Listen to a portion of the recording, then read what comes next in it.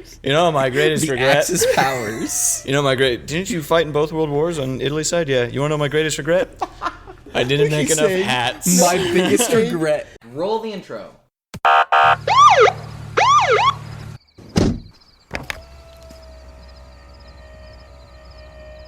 Evening, officer. Is something wrong? Just keep your hands where I can see them. Routine traffic stop. We got reports of someone driving under the influence. You know anything about that? No, I'm only under one influence. What's that? The influence of Jesus. It's time for Under the Influence. Yeah, we don't want to do anything to scare your children. What's up, guys? Welcome back to another episode of Wait a Christian second, Influence. I'm in the speaker seat. But you're on your phone. You're distracted. You don't count. I was silencing my Continue, cell Jude. phone. Unfortunately, we're down a member. Byron Thiessen, not with us today, but he'll be back next week. We'll trade somebody off. Oh, Jerry, go ahead and start us out. team. Contrary to who usually does the most speaking, Jerry is sitting in the speaker's Is seat. speaking in the sitter's seat. Jerry will be speaking from the sitter's seat today. Go, Jerry. Go, Jerry. Did you say contrary to who does the most speaking, implying that you do the most speaking? What? He may do the most speaking, but he doesn't do Contrary the most speaking.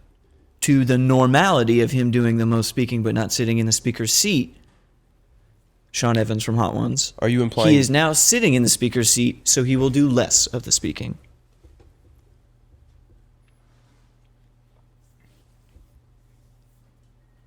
I don't know half of you half as well as I should like, and I like less than half of you half as well as you deserve. Invisible. I'm just practicing the less speaking part, sorry. Oh. I feel like Contemplative. this I feel like this seat requires Contemplation. a more Refined look in the world. ponderful. More Ponderosa approach. More- like me. Bill. More How have you been? You are so warm, I know, dude. you're so cold. You're so warm. I'm It's hot. his heart. You're sweaty. I'm just greasy.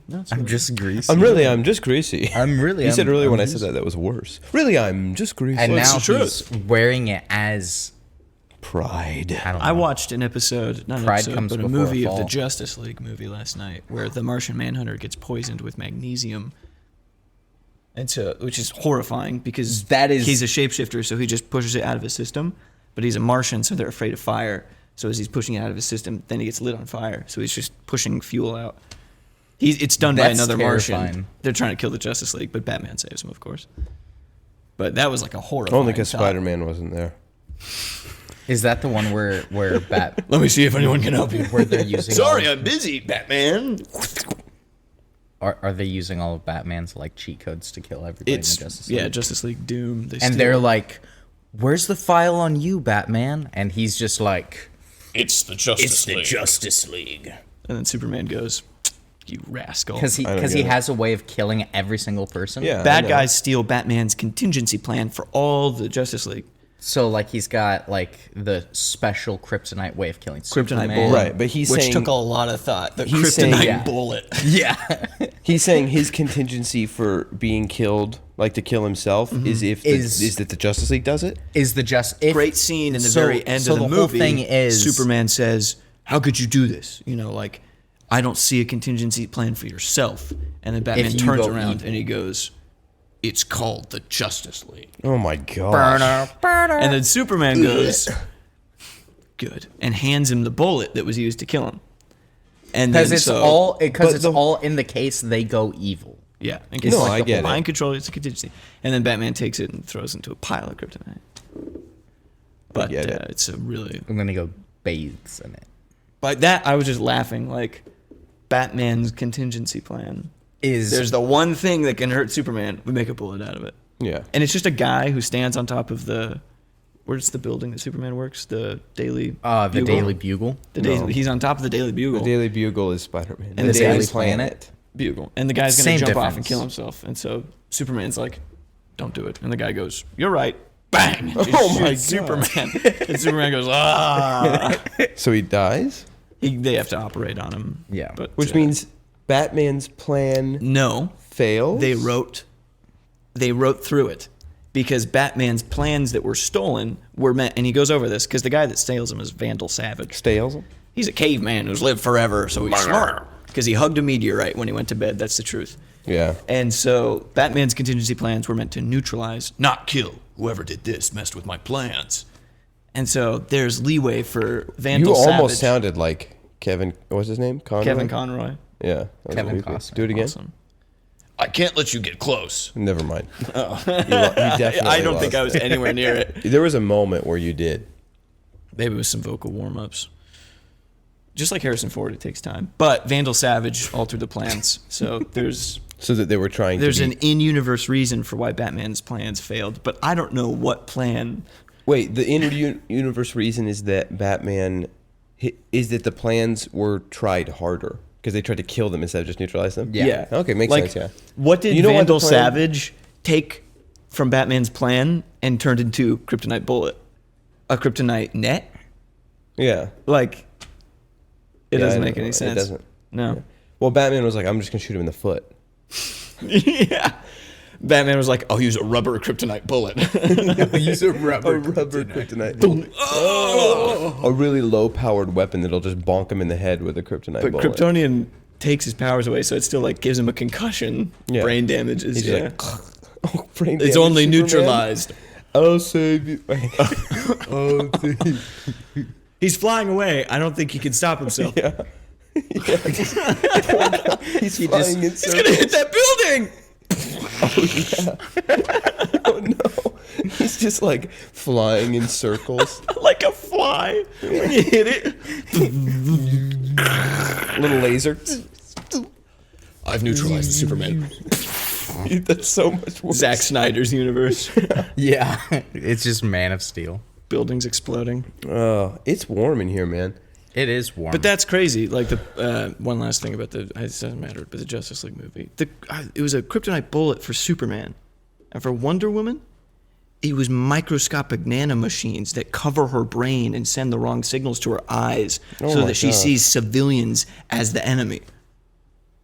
huh? And then just wallop a few citizens. How would that kill her?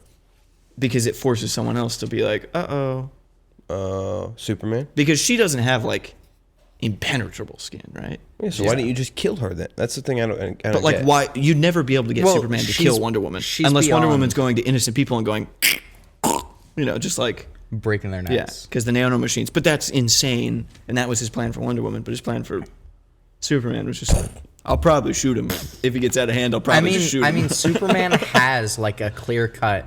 This is his weakness. It makes him Yeah. mortal. You can destroy. yeah, it. it's Boring. interesting. That's why It's Superman boring. is It's boring. boring. Flashes was a bomb that fuses to him, and if he slows No, down, you it know what's explodes. not boring? It's the It's plot of speed, Speed, and it happens on a train. It's really dude. He goes in and Mirror Master's got this box with a tarp over it, and Flash is like, "What's in the box?" And Mirror Master goes, "Dead grandma." What? And then he takes the tarp off, and it's just an unconscious woman, and he goes, "I Aw. lied. She's not dead yet." Oh, heck. It's just Dead like grandma. really interrupted the flow of the movie, and Flash was like, Yeah. "That's dark, even for you." Well, that's dark even for I've you. been rewatching the old Justice League cartoon. There's an episode I really want to watch with you guys. Doesn't have to be recorded. I just Let's want do to it. show you because it's the best episode of like any animated show almost ever. It's the Mirror Master, Captain Boomerang, and Mr. Freeze or Captain Cold, whoever the Flash villain is. Captain Cold. Captain Captain Cold. They all just team up to kill Flash on this big museum unveiling day, and they're just the most. It's referenced them having a podcast. They all meet at the bar, at this just dingy bar, in full costume, like neon orange, and they're just drinking like what looks like root beer, and they're just like whining and moaning about the Flash, and it's just us. It's just Mirror Master's like kind of jacked, and it's like you, and he's just like, I'm really getting tired of this guy. And then Captain Cold's like, I just think if we were more analytical. And then of course Mr. Boomerang's like, I'm gonna kill him with a boomerang. And it's just Yeah, that's us, all, like that's all he had. Yeah. I'm gonna kill him with a I'm boomerang. gonna kill him with a boomerang. And then there's the trickster, the insane guy who's played by Mark Hamill, not the Joker. Yeah. Again, the Flash villain. And that's kind of Byron Oh, so a different Mark Hamill? because he's the best of them. Byron gets to be Mark Hamill. He's the guy that has the best like. I had a dream heart. that he was hanging out with Mark Hamill. Really? Yeah, You I had told a you dream about it. that They stopped Byron- traffic around the thing, and Oh, Mark yeah. Hamill was sitting there on the think you told me about motorbike that. in the. You sure you told me and I? No, I told I you. was I went there. on a walk with you. Oh, this is when we walked through the forest to the Riverfront Park. You're right. Yeah. Right. Wait, when did you guys go on a walk? I've been waiting to talk to you about this ever since that moment. Because to tell me about this dream, I asked you a question. I said, how vivid is your imagination? Because I had a point to make, but then you started talking about this dream, and I never got to tell you. Hang on, wait a second. Before you go, did you two just like decide to go on a walk one day? We Remember were the at the barbecue? barbecue that wasn't a barbecue.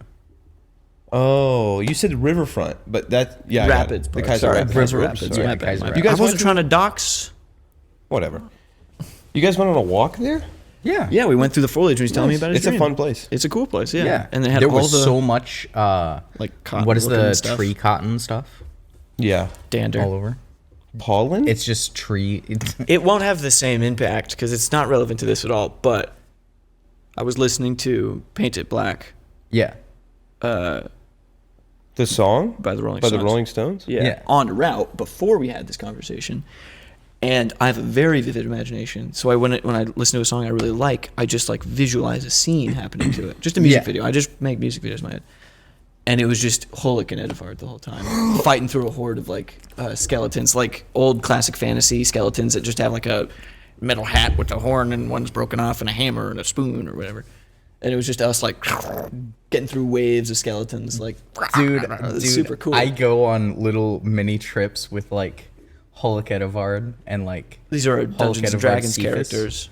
Yeah, if Like- you want to know more about who these people are, go listen to our other podcast of Lore and Legend. This is not a plug. It's just I want it, and then I've been thinking about it What ever is since that? that happened. Like I never got to tell Levi about the cool music video where we fought a bunch of skeletons, and I really wanted to tell you because it was so cool. And if you listen to the song, now you Dude, can I'm have gonna your. listen to it and now Yeah. see it. Yeah, it was very cool. I wanted to share that. That with is you. cool. Very cool. And I did that today with Edvard and kind of you because you're the DM. But it was- Wait, what? You listen to a song and imagine Edvard and Jerry killing Well, skeletons? no, because I was it's with the imagining a world. conversation I would have with you in the real world because it's something I want to talk to you about my character outside all this, and then the ramifications of that in the story. I was listening to the music, and that was like, I was dual thinking. I was hiding the stone and You finding were the stone. splitting your mind? Yeah, hiding the stone and finding. Did you the ever stone. listen to that book? Cabot? Yeah, that's right, you did. I'm Wait, what book? patiently Awaiting the third book. The Patrick Rothfuss fantasy books, Name of the Wind, The King Killer Chronicles are Oh, really good. okay. What? the King Killer Chronicles. Nothing. But they're so good. They're some of the best. Like they have some of the best descriptive writing to like immerse you into the story that I've read in a long time. Yeah. There's something I was going to say and I don't remember. I don't know, but I just finished Well of Ascension. It was very good. Mr. Brando Sando? Yeah, Brando Brando Sando. Sando. Dude. Okay. Brandon Sanderson, really good fantasy writer. So I'm going to talk about something I haven't talked a whole lot about on the podcast before, but I love fantasy writing. I really like it. I mean, no surprise, I play D&D and there's a reason. But fantasy writing with a D. Oh, right. I'm a Wizard. And I grew up reading a lot of it. And my favorite fantasy writer of all time is Christopher Paolini, who wrote the Aragon series. I'm aware that there's better writing out there, but I just grew up with it and I love those books. But I still think it's really good. And he's coming out with it, finally, his 5th book in the Inheritance Cycle. And it's not the Inheritance Cycle now, but it's the 5th book in that world. And it's about Murtagh. Or, I almost just gave a big thing away about it. It's about Murtagh. And I'm just so excited. Is it not Murtagh?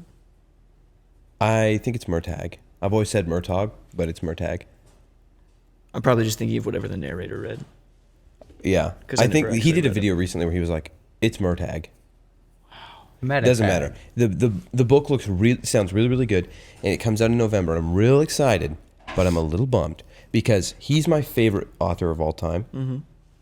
Close second is Brandon Sanderson, who I think writes just exceptional fantasy novels, and he has all these different worlds, and it's incredible, and he cranks them out like nobody's business. Yeah.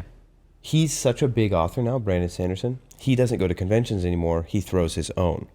So every year, he does something called Dragonsteel, and it's this huge convention that's just about him, and then he invites other authors and stuff too. And they haven't had a ton of other big authors, but they've had some. Like, he's friends with some other authors.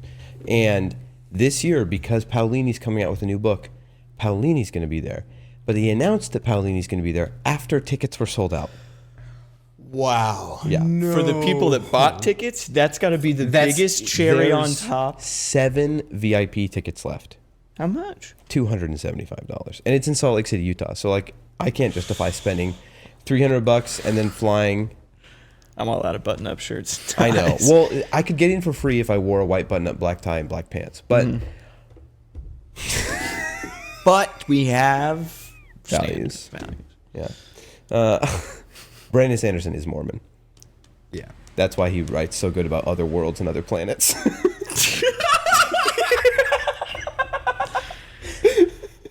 I was actually Dude, talking. is it any You could have just surprise, said like- fantasy, No, but the I- planet tie-in was so clever. It was like Yeah. a double And his, entendre. if you think about it, so the way the Cosmere works, it's like his fantasy universe. It's Literary all cinematic these universe. different, so a literary universe. Not a cinematic No, universe. it's all these different planets and like, yeah. But I am convinced that one of the reasons he's good at it and that he loves it is because he believes that he's going to be able to do this for eternity. But it's sad. Yeah. I was trying to explain to someone about that, and like that there's one good thing that came out of Mormonism. Oh my gosh. No, I would gladly give up all interesting fantasy writing if those people were actually saved. No, but I'm saying that there is something that came out of it that wasn't like just death to anyone. Like creative writing? Yeah. Yeah, I guess like sometimes Operation Paperclip does come out of like sure, a lot of people have been doomed to hell because of Joseph Smith. But you know but what? at least we At got least the Cosmere. I got some cool wizard books to read. I think it's a bit of a. I know Levi's No, not saying that. I'm not saying that I know. want all those people to go to hell. But Oh, it's I like, know. I don't think it came out of Mormonism. I don't think it's something I we think can say. he'd be a look great, at- yeah, he'd be a great writer. But it is ironic. But and- it's a cool tie-in to his like actual beliefs. beliefs. Yeah. yeah. Well, That like it's not he believes surprising that all of this could be real. Yeah, it's not surprising that he is Mormon. There was something because like Mormons obviously aren't Christians, but or saved, but there's still what? Double tap. Got him. That wasn't my intent. They're not Christians. Well, I wanted to make i.e. sure. i.e. I wanted they're to make not sure I saved. say not saved because like if I were to just say the words not Christians, then they would, Yeah. But because they're not. But when you say that, it's like, well, we believe in Christ. It's like, well, okay, so you have to be more specific. Yeah, that's true. But no, the thing about it is like, when I was listening to his books for the first time, especially the ones that neither of you have read yet, the Stormlight Archive, those ones. I read the first part of the third one. Those ones have like a really consistent through line of honor and sacrifice and service and like what it means to be a leader and these like Christ-like values. And it's really interesting. So I remember thinking like, man, I wonder if this guy's a Christian. And then I could just tell. I was like, I bet he's Mormon. I bet because he's a fantasy writer. Like, I bet Christians can't write fantasy. No, but like the way I don't know, there was something about it. And so then I mean, we played D&D with the guy. We know that Christians can't write I fantasy. looked at the leaf of the book, the front leaf of the book, and his picture. I saw it and I was like, definitely a Mormon. They're just like, Oh no! I just could tell. He's Like, was he wearing the white button up with a black no, tie? but he's like just very stereotypical like white Mormon dude. And I was like, And then Out I of was Utah? reading the description. It's like he grew Hailing up in from Salt Lake City, Yeah, or and I was like, something? now doesn't mean he's not that he is, but all the stars here are aligning. And so I googled it, and it's like, oh yeah, full blown Mormon. Wow. Full blown Mormon. You were believing But I don't in know. astrology. The interesting thing is All the that I don't know stars how were much he aligning. really goes into it. I mean, I've not talked to him. I've listened to his I've podcast, talked to him a few and times. he did his mission in Korea. His Mormon mission. Oh, He did wow. it in Korea. So he opened up a bunch of magic cards when he was when he was in Korea, he was Korean. and he has there's a specific magic card for those listening that's like kind of valuable. It's not the most valuable, but it's valuable, and it's a big card. At least it was back in the day when this guy opened it. It's a Korean print Wrath of God, so it's like worth a That's good amount of pretty money. cool. He was Like just talking when about, Wrath of God came out. probably. That's But he was on his mission in Korea and was like, I'm going to buy some packs of magic cards in Korea, and they're Korean print, and he got a Wrath of God. I think Korean look is such an aesthetically It is beautiful cool language. Yeah. And I'm probably screwing it up like saying American is a language, but I don't know if there's a. I don't. I think Korean is a Is language. it Korean? Yeah. Okay. Yeah, it's Korean. They might I- have like a sometimes it's dialect. not. I'm not name for it. as much of a fan of the Korean text. Like No? the It script. looks like a more modern, futuristic kind of. It's got too Asian many language. like the. It's too bubbly. Yeah, That's what I was thinking. It uses a lot There's of too many angles bubbles. and bubbles, which Which is I like. interesting. It's very. I like Futuristic I like the sweepings of like Japanese script. Oh yeah, I think Japanese Mandarin. is a more interesting language for sure. But I agree with Jude in saying aesthetically it's interesting. There is something that makes me like. I want to see it elevated like Braille and then put my thumb across it. I feel like I could Korean? probably read it. Yeah, It's very If bubbly. Korean was embossed and I put my thumb across it, I bet I could read it. Well, sure. Even though you don't I bet know you could Korean. read English.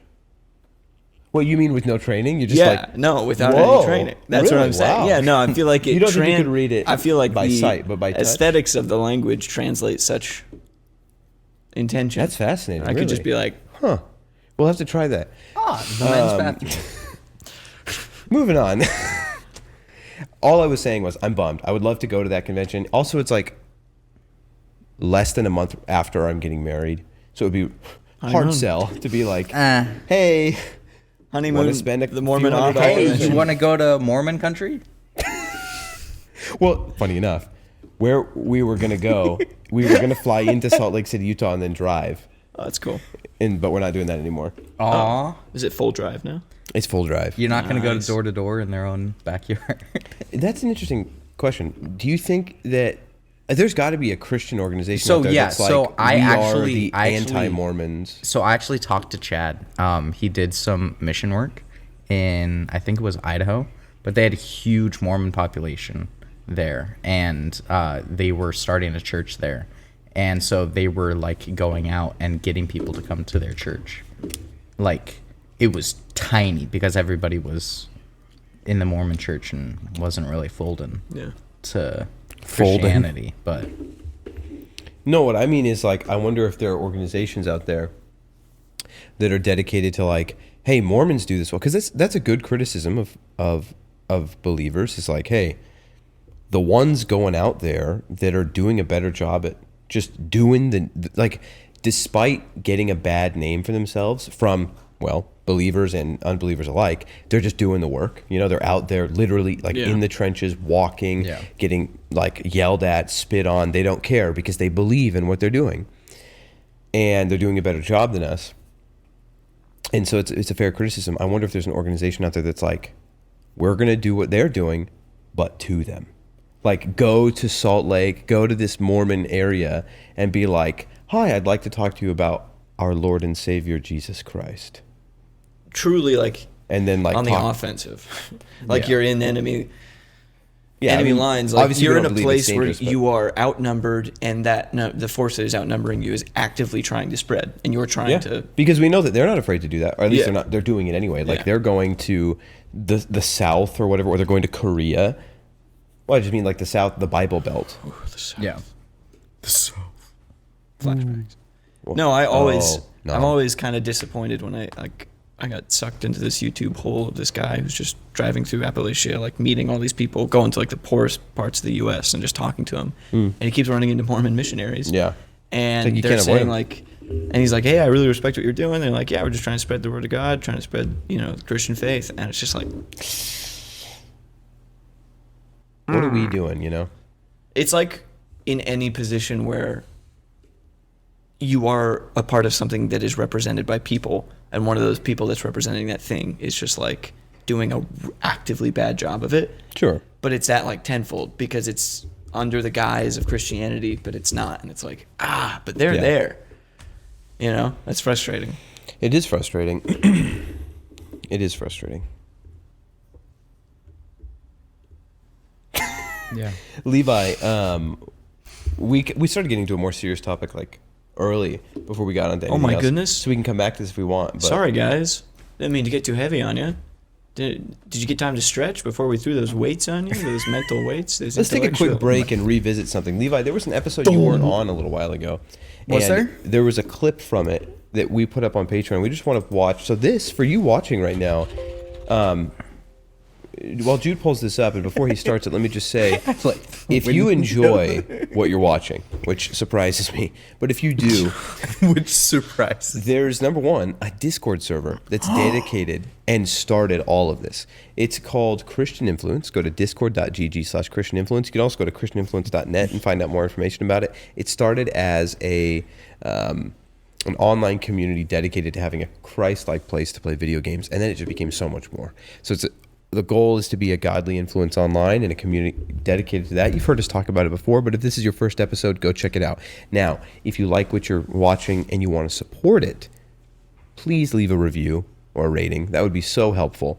And just send this episode to a friend. And if you want to support even further beyond that, and you don't have to, go to patreon.com/Christian Influence and you can donate that way, or I should say you can support us that way. And here is an example of some of the bonus content you'll get.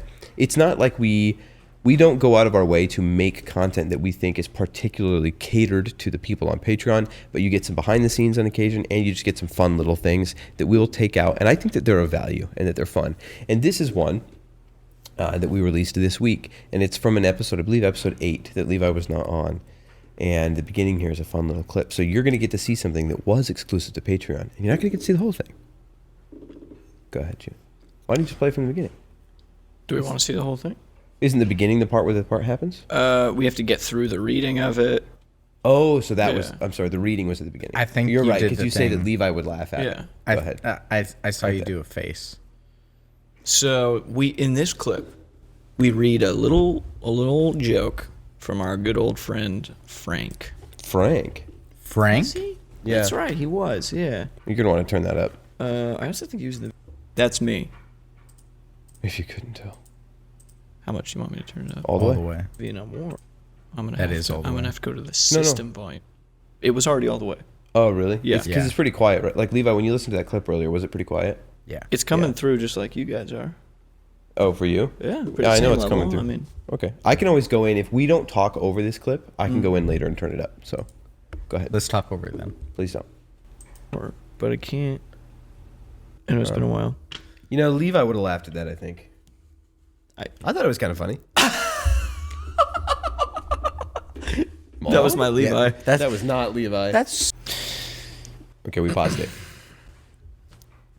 Audio listener, that was going to be digitally remastered for you. So you just got probably what was the most authentic recreation of Levi's laugh that was heard earlier in this episode. I don't even want to put this on Tim, but if you as a listener just go back, figure out wherever Levi laughed, listen to those two No. things right next to each other. They are. Tim, I would they're- love it if you could isolate a clip earlier of Levi laughing and put it in now.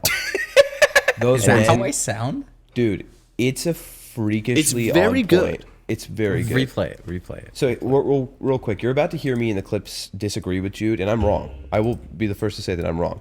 Like, now what he I do, immediately agrees in the video. what I say about Levi's laugh, I still believe, but Let's hear what he has to say as well after the laugh. I've told you this before. I thought it was kind of funny. That was my Levi. That was not Levi. That's such That a Levi. was Levi. What are you Levi's talking a little about? more giggling. It was like, I did. You throw like aristocrat 17th century Mrs. flair on it.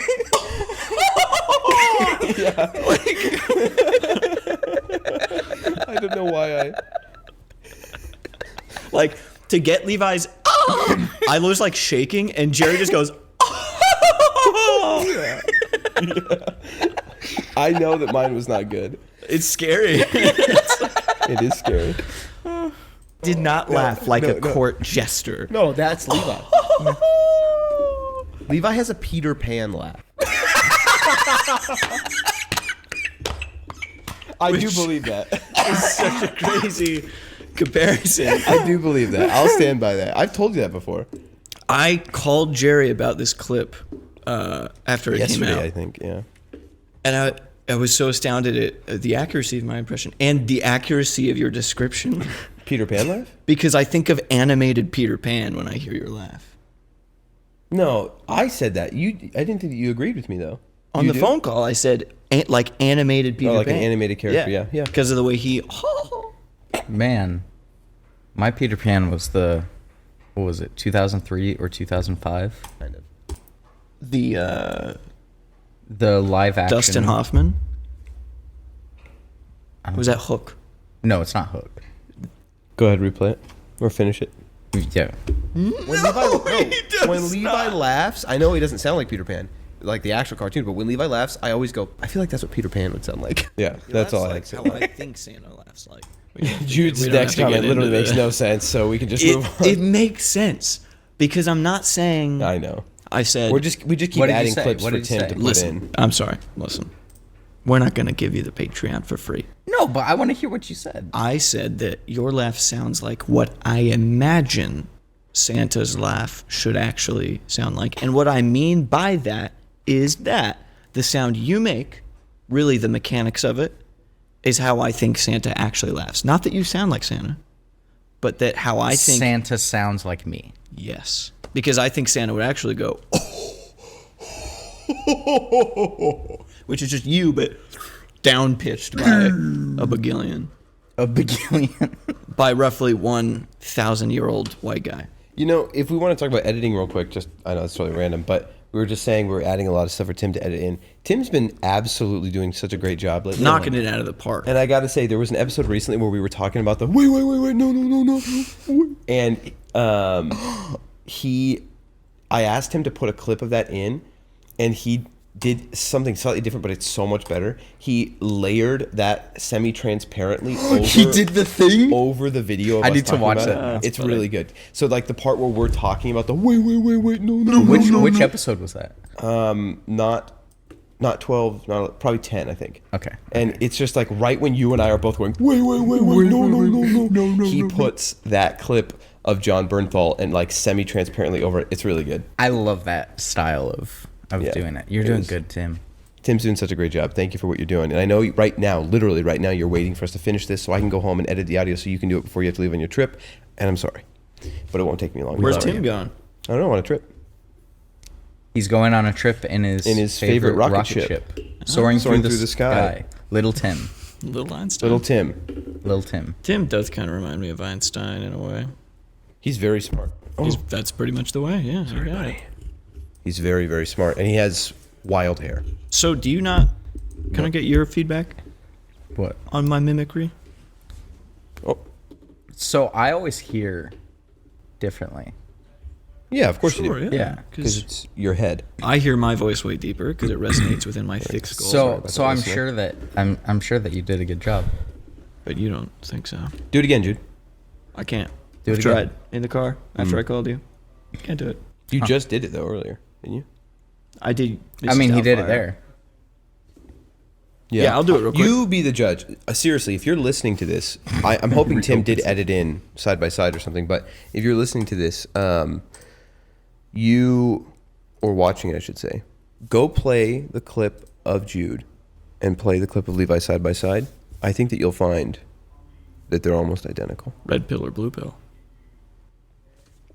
Let me know down in the Type of comments thing. below. Yeah. Oh my goodness. You see this? What? There's Harrison Ford. written Harrison on my Ford palm. right there on Why? it in the palm Because of his it's a hand. reminder, Jerry. A reminder for me. Go ahead. It wasn't for that. It was for the other thing that we had. I think that Frank has been. He was flickering the light earlier, trying to get our attention. But you know what? Frank can win. Frank can wait. I don't think That's he's gonna like that. Don don. Frank does not like it. Out with Joe. Calm down. Oh my gosh. That's I me want going that through the clipped. windshield. That should be the thumbnail for this episode. It's you going. There's a great clip of me from the episode we did with Hunter that isn't in the episode. It's in a Patreon clip, and it's a still of me going like this. Yes, it's a very good. It's on the photo. Discord. It's so funny. Something about this spot just makes you like wanna Emote. You know, Yeah. give you. You and I do that a lot. Yeah, we The, either like- scrunching or Well, the go big. facial emote thing. Facial emote. We just emote. Yeah, we emote a lot. I wasn't gonna have an en route with Jude, to be frank, but my Got him.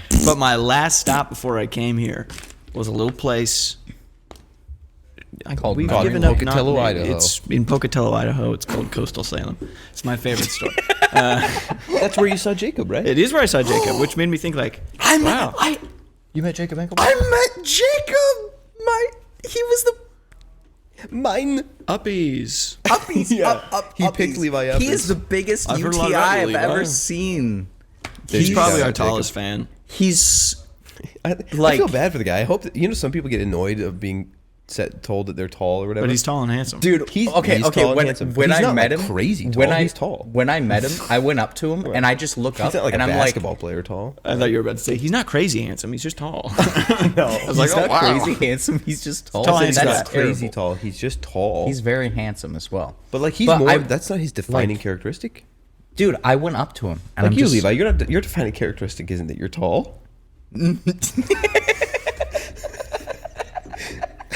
It's not? Is that funny? Go ahead. What were you saying? No, I went up to him and I'm just like, you're the biggest UTI I've ever seen. Oh, really? And he had the biggest grin on his face and he was just like, yeah. And then we had like actual introductions and Yeah. stuff.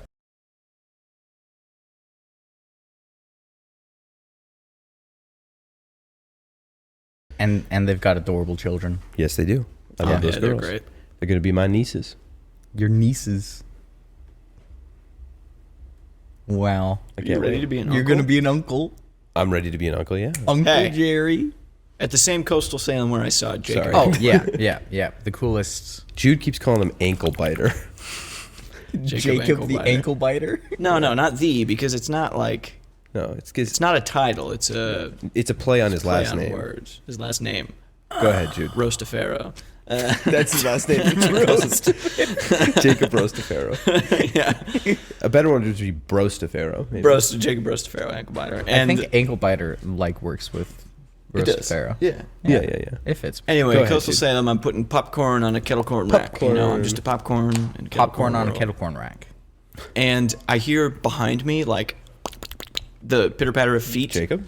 Jacob climbing up on all fours. And I turn around Going to for see ankles. a guy and his son. And this guy is like he's like a Jacob Ankleback. He's a tall, handsome dude.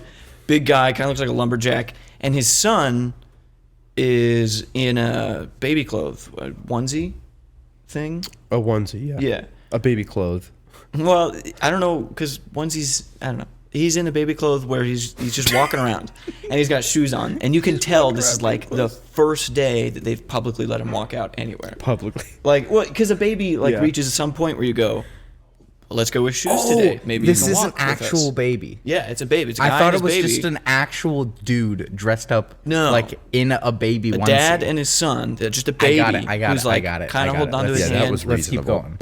No, And and, the then I kid- was like, is this a joke about him being like an No. asylum patient or like something? All right, continue. Okay, Little thanks. baby out walking the town with his father. I open up the box of kettle corn. This baby comes running up, beelines it for the box. Just lets go of his dad's hand and just goes, "Rah." Cute. Yeah. And I open up the box, and it's a new box, so it's very rigid. It stays open on its own. And this kid just face plants into the box. Because the box is, if you can see, this high off the ground. I'm on my knees, like putting stuff on the rack. And this kid's this tall. Not even that tall. He's a baby. Actually, right now, audience, you're sitting atop of one of those exact boxes. Yes, and that child ran up and just went top over. Was there at Just- least corn in there to break his fall? I had just opened it. Yeah, it was a full Okay, box, of okay. medium box of corn, and this kid just goes boom, and like lifts over, gets back down on his feet, and his dad's like, "Oh, get over here! I'm so sorry, man." And then the kid gets up, and I'm expecting like him about to cry or the dumbfounded look of a baby, and dude. When you see a stranger for like half a second, and then you go, wow, that was like a picture perfect twin of Shia LaBeouf I just saw. And then you look back and you go, oh, they don't really look like them. They just kind of look like them. I got a glimpse of this baby's face, and He looked like Shia LaBeouf. it just looked at me. No. Oh. And there was He's no so creepy. sadness. It had a furrowed brow, like I had broken a promise, and it looked like a man's face, like a straight up not old man, like a man's, like was Harrison Ford is why I wrote it, because Harrison Ford. It literally looked like Harrison Ford had shaved all the hair off of his face and eyebrows, and he was just like. That's so creepy. And then his dad walked away, and the kid's just like completely discombobulated from falling into the kettle corn box. Just looked up and he was like, Just like Harrison Ford. on but like set. a man, Yeah. not the proportions of Where's a Chewie? like a baby. Like he had a defined face. Gosh. And then I finished putting the corn on the rack, and the dad's laughing, and I'm laughing, and it's just this like You're jump like, scare. your son looks like Harrison Ford. Your son is a monster. Super cute kid. Like, because it was only for half a second that I saw that. But then I finished putting the corn on the rack, and I get in line to get my invoice signed by the cashier. And I'm right behind the dad, and the kid's on his shoulders, and the kid just kind of is like looking around, and I'm praying that he doesn't like, Look at you. because just by looking at this, I'm terrified the kid's gonna move back and fall off his dad's shoulders. Right it back into the And then the box. kid just hits one of these. And it's just Harrison Ford again. Like it's just a man's face. And he's just looking at me like, Jeez. That's creepy, man. yeah, it was really Harrison upsetting. Ford now or Harrison Ford Indiana Jones? Harrison Ford 10 years ago, waxed Okay. face. Interesting. Yeah, just like, but I was just like, this baby knows something I don't. They were Yeah. really, You know how Freaked sometimes me out. podcasts have people like make animated versions of clips from them? I want this animated. I if want we ever Harrison did. Ford baby. Because like you're Dude, an animated Harrison version Ford of you baby. like doing this, and then a baby sits up and it's just Harrison Ford face. It's like the baby looks like a regular, like very simplistic, like just two dots and a smile, Mm-hmm. like going over to the kettle corn, and then all of a sudden Harrison Ford on a baby. Like handsome Squidward style, like super Yeah, detailed. super insanely detailed. That's creepy, It man. is just a funny looking kid. I mean, there's nothing else. Perfectly fine looking, cute kid, cute baby. But And it then was all of a just sudden, the way baby Harrison Ford. he would look at you and just be like, just a man's face. Creepy, dude. It was really, it wasn't like that baby's it looks like an old man. It's cute. It was like he's about to talk to me. Like he's Yeah. about to say something like, "Hey kid," like he's gonna speak. In Harrison Ford's voice. belong in a museum. It's a Nice. fun time. Yeah, close it out. I forgot we played at the end. I like I always forget that we played at the end. Then don't.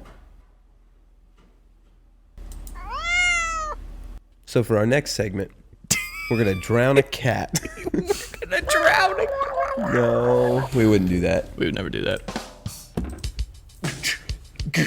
We'll play it out. We'll play it out. Out with Jones.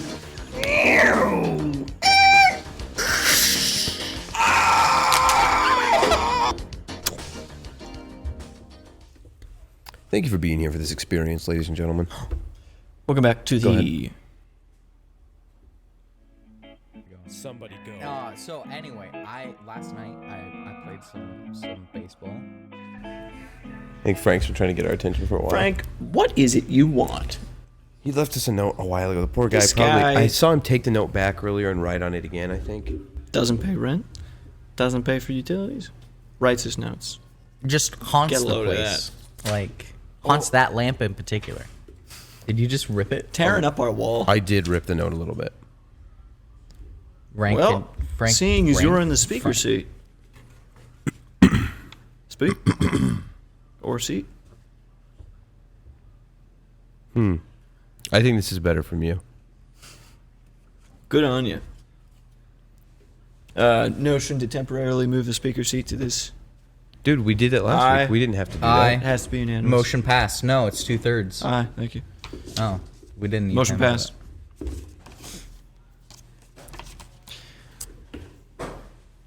I was supposed to follow in my father's footsteps, to be a great hat Hang on, peddler. that.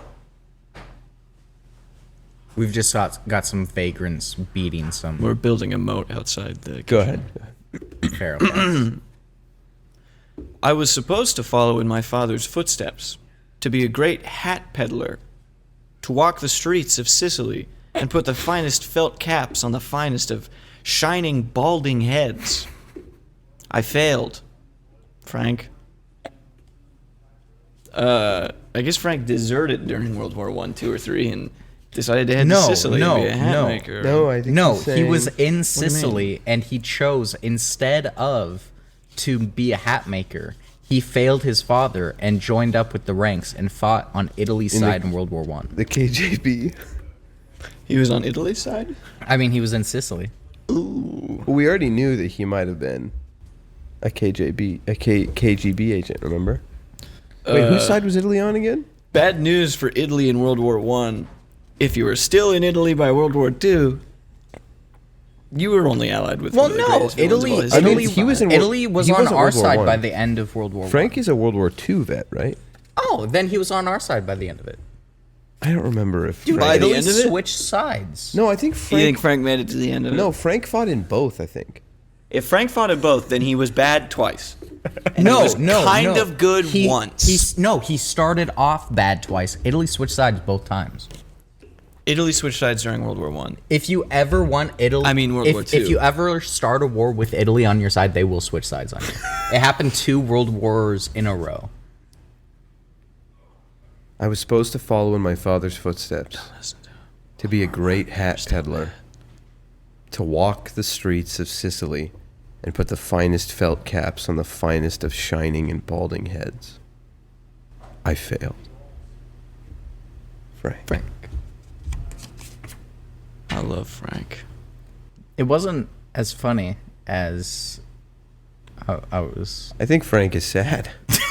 Like Frank is a sad, depressed ghost. Well, Frank is probably realizing that he's He had failed his father. the opportunity to make a difference in his life. Oh.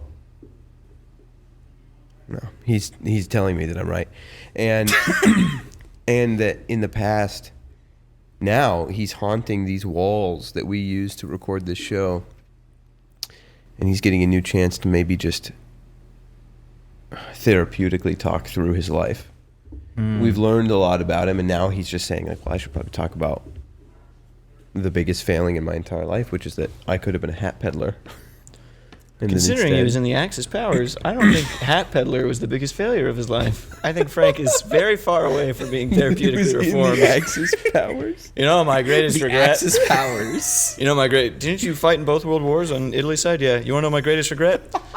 I didn't make He's enough saying- hats. My biggest regret. The intentions are wrong, but he's saying his biggest regret was fighting in the wars. No, he's saying his biggest regret was He failed all not, those shiny domes. was not being a hat peddler. Well, Jude, who do you think he would have been selling those hats to? The Italians. He wouldn't have been killing them. Oh, Italians, yeah. Yeah, he would have been doming The the, Jews officers. in Italy. He was part of the underground Italian railroad for Jews during World War Yes. By No, he putting would have felt been. caps on their balding, shiny heads. II. That's a very He was large covering the- hat. his roughly the father- size of a person. His father I was, swear, it's a normal hat. His father was covering the yarmulkes. And he chose not to do Frank. with it. Do you think that that's what Frank... Why are you only wearing that fedora on the very bottom top of your head? I think that you're right. Frank, you did fail. Dang. You should have been doing that too. I think Frank was a Nazi. This guy's a bad guy. What, we should not be really making a stretch for this haberdasher over here. We are not certain of that. Frank, were you a Nazi? I don't think so. He was an Italian. Deafening silence from Frank. He's just sweating. That's when I ask someone, "Were you a Nazi?" and they go, I leave thinking one thing. Were you a Nazi? I do regret not making hats with my father. Yeah. All right, Frank. Politician answer of him. Well, I made hats with my dad in Sicily. And I wish I kept doing that. I wish I had only did that. we don't know what side he fought in Vietnam. Because Frank fought in every war, right? Yeah. Whose side do you think he was on in the Cold War? His own. On the warm side? His own? His own. He was a third party. He had a He's hat like, on it. I don't like either side. He had a hat on. He had a hat on it. It didn't really suffer the effects of the Cold War very much.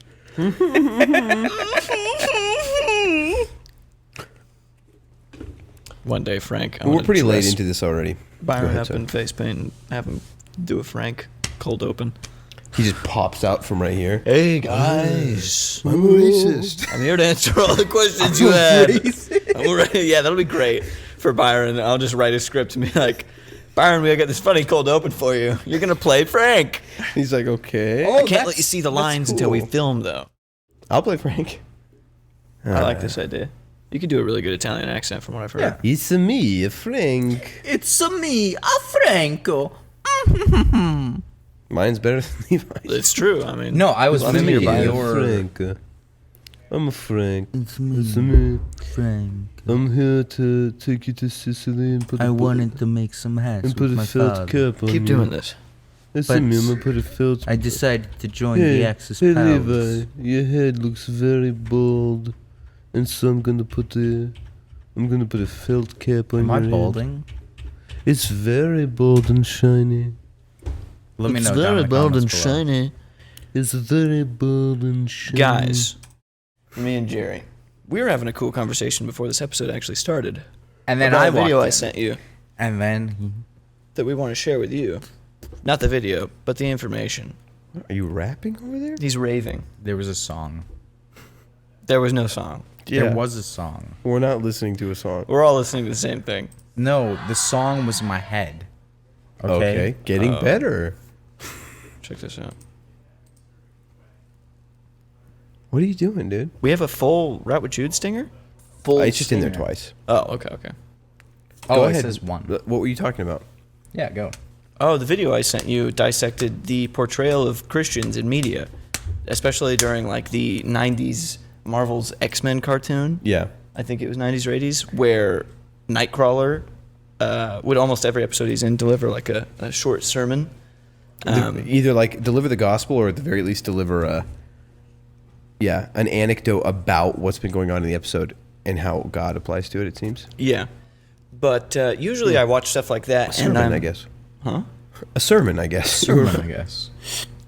Short little sermon. I got it. It's almost like I quoted the guy in the video. Yeah, hear me.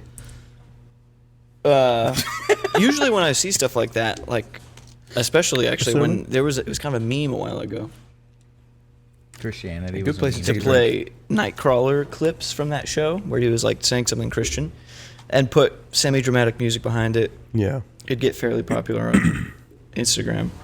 Based. Get some traction. And then it'd be like, wow, look at this Christian representation in media. Yeah. But the video, Remember the 90s? yeah, when When life was everybody better. loved Christians? Yeah, when Christianity was cool in the 90s. I mean, yeah, go ahead. It was cool in the 90s. It's always Actually, been cool. Always has been. anecdote for next episode. I'd Write see that down, clips write like that that and be like kind of not inspired, but it'd make me feel better. And the video halfway through that I was watching and I sent to you took a turn that I wasn't expecting, and it was more critical of those segments. Yeah, I saw that. Which I agree with because it brings up a DC character, Dr. Fate, who allows himself to be possessed by a ghost, but the guy that allows himself to be possessed is supposedly a Catholic, and it doesn't really make any sense. But this guy was on such an invigorated position who made this video about Christian media and how he thinks it can like come back. Like we can make Bible Man again. And this comes back from just watching the rest of his channel, but this guy's whole channel is dedicated to finding Christian media, evaluating it, seeing if it's worthwhile or if it's edifying or in any way, and then like inspiring people to make more stuff.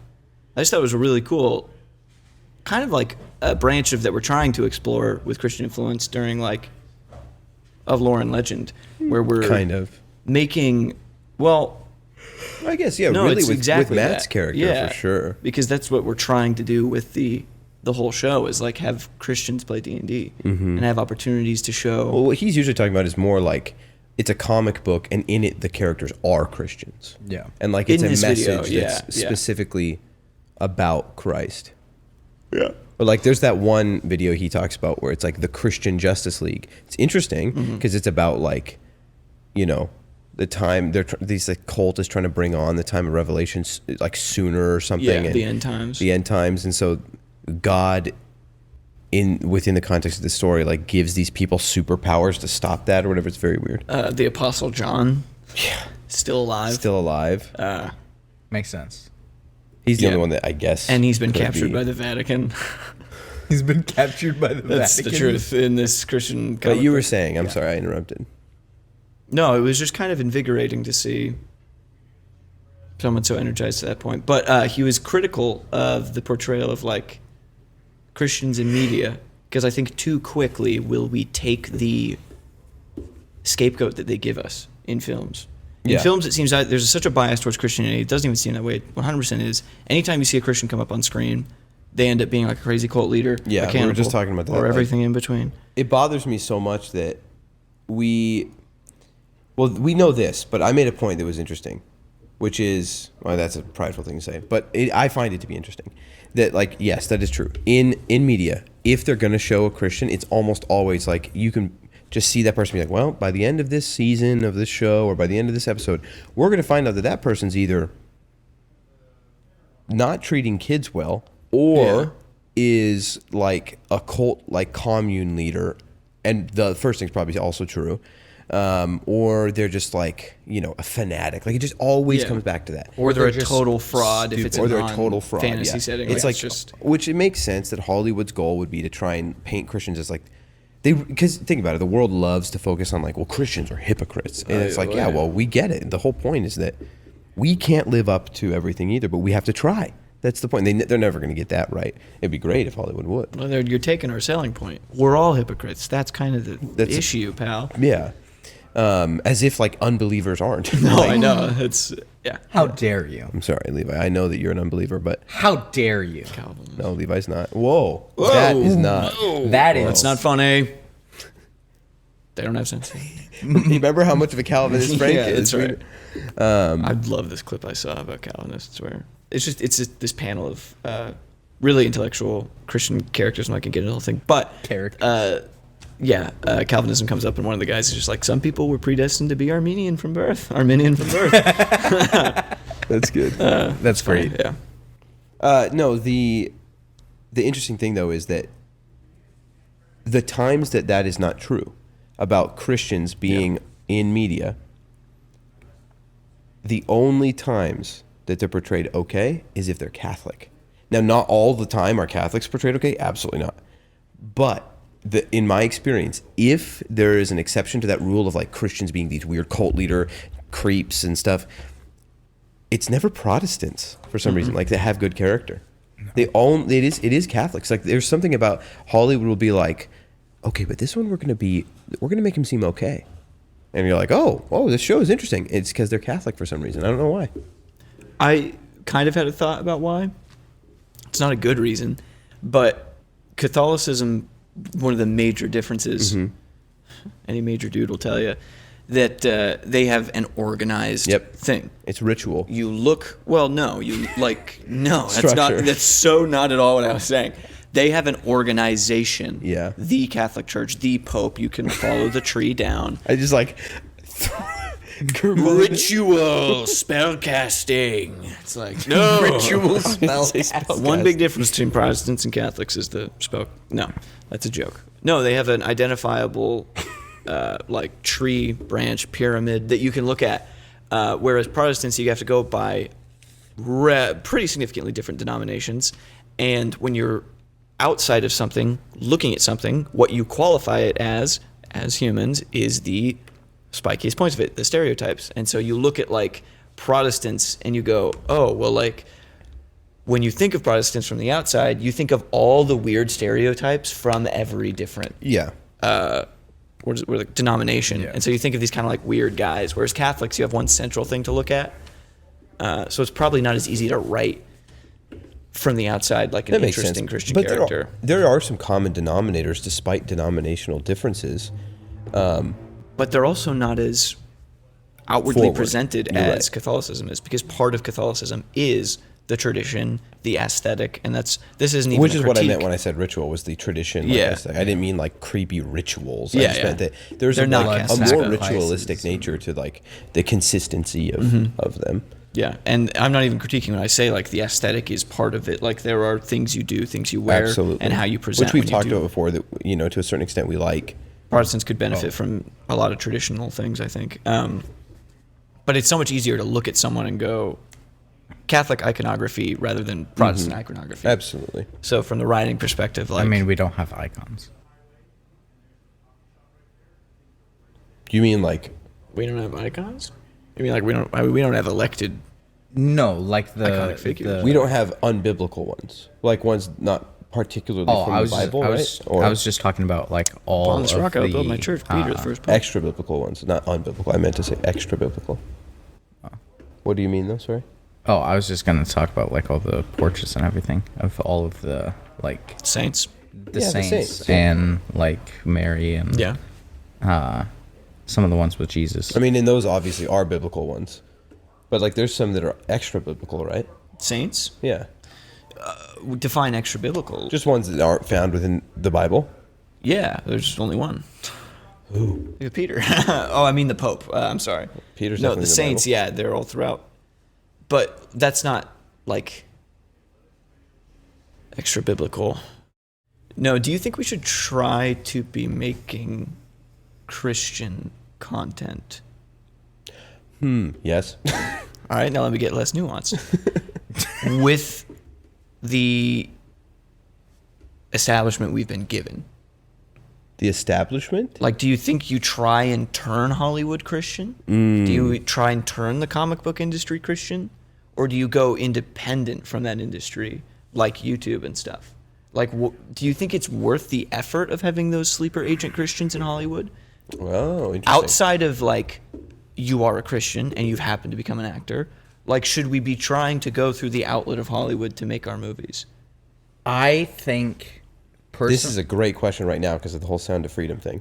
Go ahead. Yeah, I think that Hollywood is like, Irredeemable. yeah, Agreed. to No, not beyond the miraculous work of God. no, by no means, but but like, by no means. but I don't think that that it can be like turned from what it has become, unless like it all gets gutted.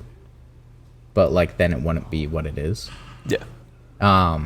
But I do think that there is like good merit, like there, like it's something like it's good to have those like sleeper agent Christians Yeah. within Hollywood, like it always is. To have sleeper agents behind Yeah. enemy lines is always a good thing. Always better to have I a think Christian in any But I group of don't people. think that we can have like what was it called? Like I don't know. I don't think that we could have movies like The Sound of Freedom coming out of actual Hollywood. Well, no. Yeah, I agree. So I think it follows a similar logic. I think the right answer probably follows a similar logic to like something I've thought a lot about recently, which is, you know, should Christians work in public schools? Right? Well, I think the public school system is really failing and it's hurting kids right now. We know because we know it's not run by believers. And so like there's this idea like should I even send my kids there, and you know, should you send kids to a private school? I think obviously you should if you can't homeschool them or if you can afford it and there's a good private school in your area. But then it's like, okay, if I want to be in schooling, like I want to be a teacher, should I work at a public school or should I work, probably take a pay cut, but should I work and work at a private school? It's like, I think that if you feel called, like you believe that you should be working in a public school, it's not a bad thing, right? Like those kids still need a godly influence in their life. But at the same time, I also think that we should be trying to build up primarily Christian institutions as well. So I think it should be like a little bit of column A, a little bit of mostly column B. Like if column B is like build up Christian institutions and then still leave some people that are, you know, don't abandon the people that are just, what? You're looking at me funny, dude. What? You disagree? I don't disagree at all. My follow-up joke was going to be, so what about government? What about the government? How long until we column have A to make is the better one? Like until we column overthrow the B government to becomes make the it a better Christian Oh, authoritarian like state. theocracy? Yeah, Oh, but that was a bit. for I'm it. sorry, that's what I was. The Hollywood thing, though, I think if it follows a similar logic, like, dude, have our Christian sleeper agents in there doing their best, you know, not compromising their values for sure.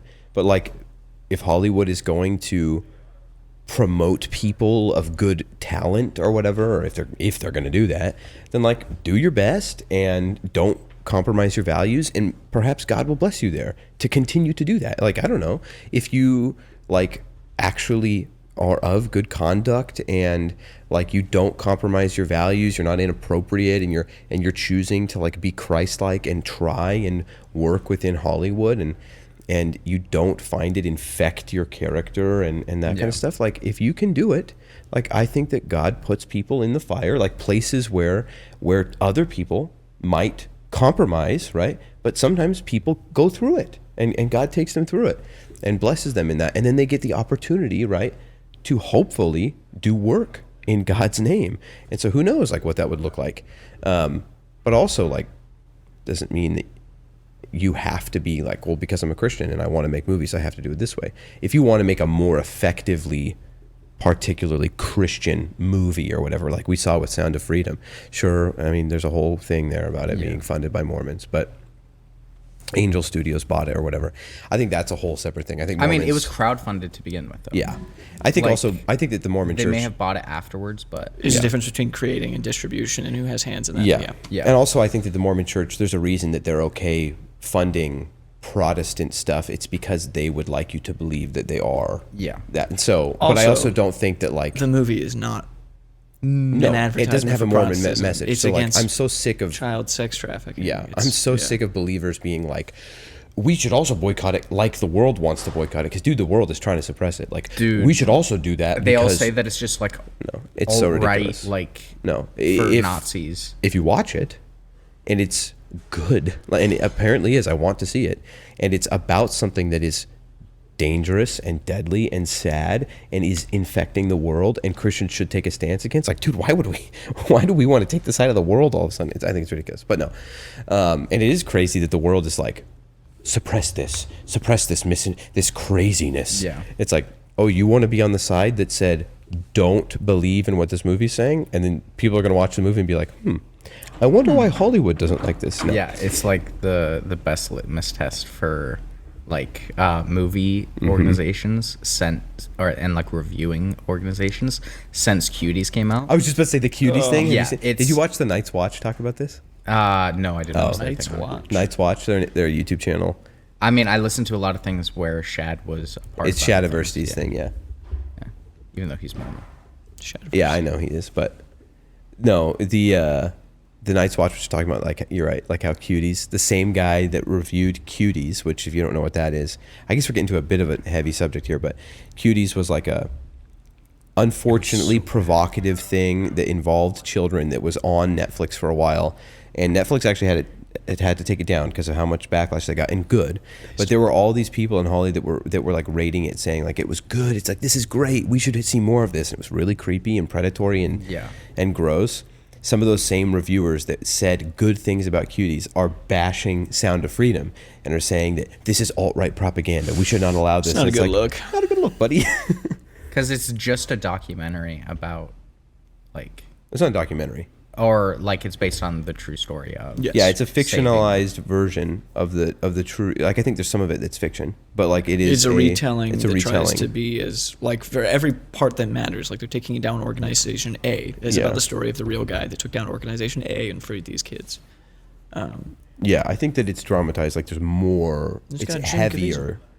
I think it's heavier in the dramatized version. Probably. You know, than, well, I shouldn't say heavier. It's a heavy subject, but I think that there might be more like drama because it's a story, but it's based off of real things that have been going on and that guy dealt with, and it's got Jim Caviezel, right? Isn't that his name? Caviezel? I never know how to say it correctly. He played Jesus in Passion of the Christ, though, right? Yeah. Yeah. Which I didn't realize he was a white guy. I didn't either.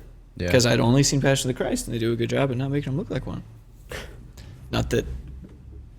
But I never knew. He looks like Gig But Johnson I never knew. I never knew. in Sound of Freedom. Yeah, he looks Yeah. like Looks like the American Sniper. Like, I'm kind of bummed though. I want to see that movie, and our local theater, and it's not like a Regal or whatever, has been showing it at like during the North, day, yeah. but they haven't been showing it on the weekends very much. I haven't had a lot of time to watch a movie either, and Perry and I wanted to go see a movie on Sunday, and it had like already just ended, and we're like, oh, let's go see a movie. Oh, I wonder if that's playing, and it was, but it had just ended, like not even just started. But it's only playing like one show time, and I don't even think it's playing in Regal theaters really very much at all. In Australia, it's not playing at all. It's got so few Upside down. theaters, but the funny thing is, per theater, it's destroying anything else. Yeah, the 4th of July when it came out, Yeah. Indiana Jones came out as well, which is a $500 million movie. This is a good A thing. bad talking one. about. Yeah, but they made it cost them $500 million. Yeah. It's $500 million to make, right? Which everybody knew this is going to be dog crap. Like, why are we making another Indiana Jones movie? It's Disney. Everything Disney's making is crap.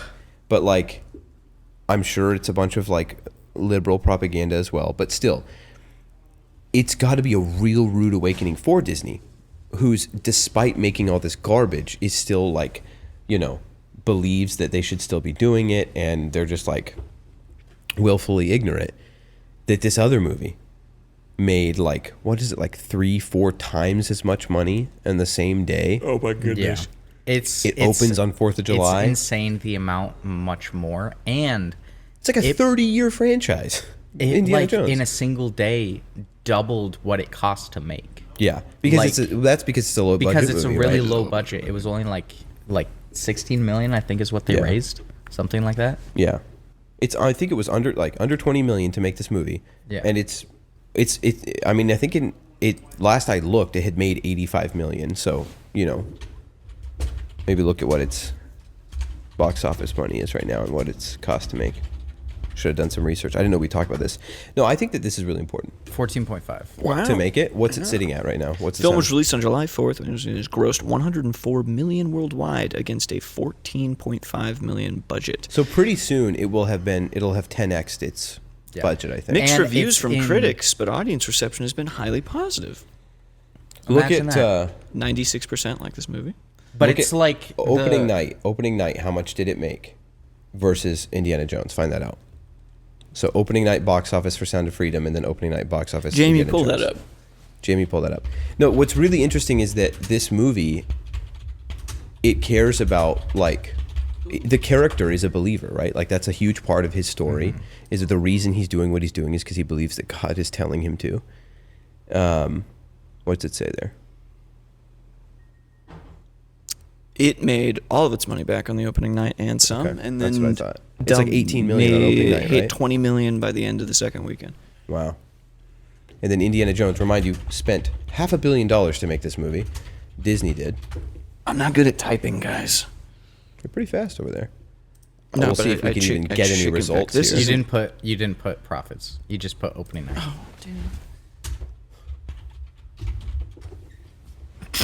Still, I'd be surprised if they're not. Yeah, I don't think it was suppressing because this I didn't info. put profits. They don't want people to know.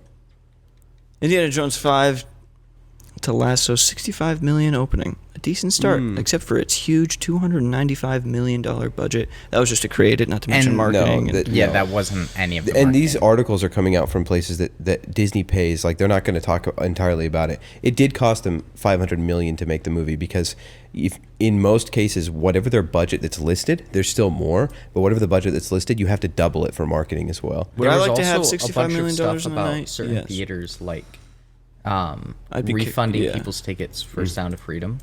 Really? Yeah, I and heard that like, there were theaters that were just like, we don't know why, but the disc is scratched. Like, it's like There is a and they'll be like, massive "Oh, conspiracy behind our it." our ACs all shut down for those theaters that were hosting it." So they refunded everybody's tickets, and then people went there and were just like, "But can we see it anyway?" I'm not certain that there's Yeah. a large scale movement to actually, Yeah, once it's I in don't theaters, know. not make it, because I don't think that a lot of the theater managers making minimum wage care that much about the No. movies being aired. I think but that for the most part, that's probably, like, maybe some coincidences happen, but who knows? Like, what if these things are true? What if? It wouldn't surprise me to a certain extent. Like, I don't know. This comes up because you were talking about, like, should Christians be trying to make Christian content? 100%. But the Yeah. thing about Sound of Freedom was it was almost entirely outside the pipeline Yeah. of Hollywood. Yeah. Which is why it kept getting curb stomped. And I think, I think Disney at one point Maybe- tried to buy it just to cancel it, right? is it true? I'm pretty sure. Oh, I I heard hear that, that. I heard that either Fox or Disney tried to buy it just to never release it. That may not be true, but I'm I pretty knew certain. it was trying to get bought because they needed remaining funding for marketing Sure. at one point. But then eventually Angel Studios came in and was like, we're going to buy it so that we can release it. And Angel Studios, that's why Ironic. people say there's Mormon ties, because I'm fairly certain Angel Studios is owned by the Mormon Church. I think so, yeah, because they And also they purchased the company that makes the shows and did it. Yeah. Yeah. And that's why people say that they're Mormon. But again, funded. it's inspiring to see, like, perhaps the issue is not trying to brute force through Hollywood to get a project out. Perhaps Hollywood just let it die. And Yeah, stop we're in an trying to- interesting place right now Yeah. where there's so much now that's being made more and more available about like do it yourself. Like we're finding like crowdfunding, the way the internet has just changed how media works. And so like you can just do stuff yourself and if people will find you. And now big tech and the internet, like people that are running a lot of things will do their best to suppress you. But if you find your audience and like use some old fashioned word of mouth, like we know that it can work. And so I think, yeah, absolutely, Christians should be trying to make just Christian content, like make stuff that glorifies God, and also care about making it good. You know? I also want to talk at length some point about, like, how do you handle Christian fiction? Or Yeah. writing That's Christian one thing fiction? that I really Without being disrespectful. Yeah, because this video that we've in the ether we've been kind of mentioning talks about another Christian comic, this Christian Justice League, where it is not trying to hide anything. Like, it's got Christian superheroes in the superhero colors and get up, and they're having superhero fights with the bad guys who are powered by the devil. And everything it's saying is, like, good. Everything the characters represent are good. In the same way that you can read a Brandon Sanderson novel and go, here's a paladin who's fighting for honor and integrity and truth. These guys are fighting for that thing. Yeah. But then is some of it lost in the silliness? Or should you not be able to make something out of that? Because it's also aimed toward younger people. But, like, how much are you allowed to use the Bible in fiction? And I don't know, man. It's something I've thought about. Like, it and makes me another thing uncomfortable, that kinda. makes me uncomfortable is like making decisions for God, like in stories, because Yeah. you are because it's God. Yeah, it's why when we Like- play D&D, I've made a concerted effort, even though I don't need to tell any of the people playing this, but especially because we're releasing it as a podcast, I've made a concerted effort to be like, dude, this is a fictional world. This is a fictional world, and there's a pantheon of deities in this world. They're just beings of high power in this world that people worship because these are powerful beings. They are not our God. it's not like those exist in the real world. They do not exist in the real world. We do not believe that they do, for sure. Yeah. We don't believe. I also have said too, like, the conversation has come up with one of the players being like, well, what if this God is actually our God, but in another fictional universe, and he's traveling there? And I don't like that. No. Yeah. Now I'm okay with, a la C.S. Lewis, along the lines of C.S. Lewis, of like writing Aslan to be this Christ-like figure and to emulate Christ-like values and to be a messianic figure in some ways within the context of the story, and to biblical illusion is what I mean, like to mirror this, right? Yeah. I'm fine with that, and so I'm fine within writing in our own fictional universe this, like, these characters who represent godly values, and you could say are kind of like a mirror of that. But I don't ever want to write on behalf of Yahweh. Yeah. Like our actual God. I don't ever want to put him in a box, because if I ever try and write a story and put and pretend as though this is really him in it. But I don't know, like to an extent, like then you can never have Christian fiction, I guess. As long as you're not You can never have real, whatever that word is, realistic fiction. We could never then like write a story about, remember, you know, that cool movie idea you had about the popcorn to save the end of the world or whatever, the popcorn delivery driver. If you wrote in that story that he's a Christian, Yeah. like you should be able to do that. Like write a movie and there be a character who is a Christian, and you just have to write the character. You can't write God into it. Then, I right? think like, I think that it. I don't know. We should talk about this when we've had more Yeah. time to think about it. That's why I brought it up, because I want to. I'm not stopping you, Levi. Go ahead and say what you're going to say. I'm just saying. I'm not stopping you. I want you to speak, and we're going to circle back to this thought. Okay, go.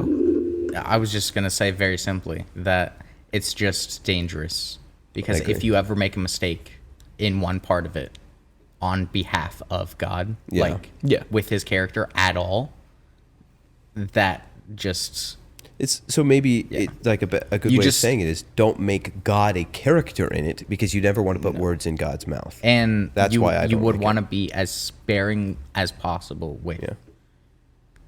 actual God doing things or One of the saying reasons things. I don't have him involved in the plot of Popcorn for the End of I the World. agree, which we need to make that movie. But I think that you can have Christian characters, and you should have Christian Yeah. characters in it, and you just don't put words in God's mouth. I guess, yeah, that's because we don't want to do that in our lives. very rarely ever even contested. What I was getting at was the hard part that we've come across, which is like, can you ever write Christian fiction about our world?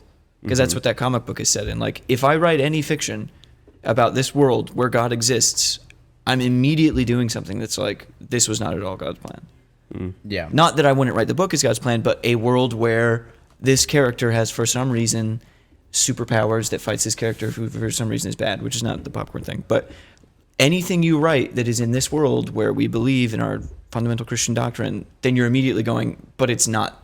It's different. And so then you have no way of knowing how God works in that world. Yeah. But I know, it's an interesting thought. I don't think it's so black and white. Like, clearly there's an area. But I wanted to raise that so we could think about it, because Yeah, it's something I future want to have episode. a long format discussion about. Let's think about it and then come And back I want to it. your brains to Stewing be in stretched those out, Percolating. Oh. and your whistles wetted, and your intellectual motors a running. Why So do you you're need to ready wet your whistle? Think about it.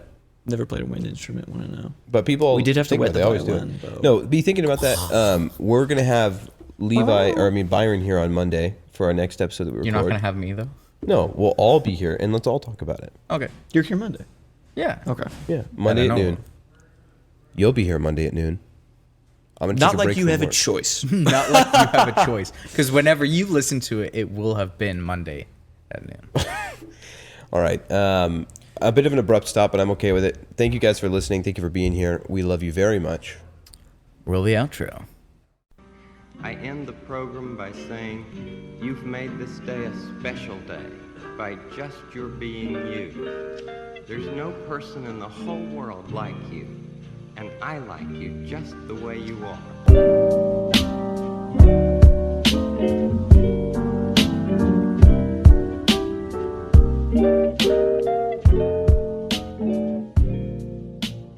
That's a good one.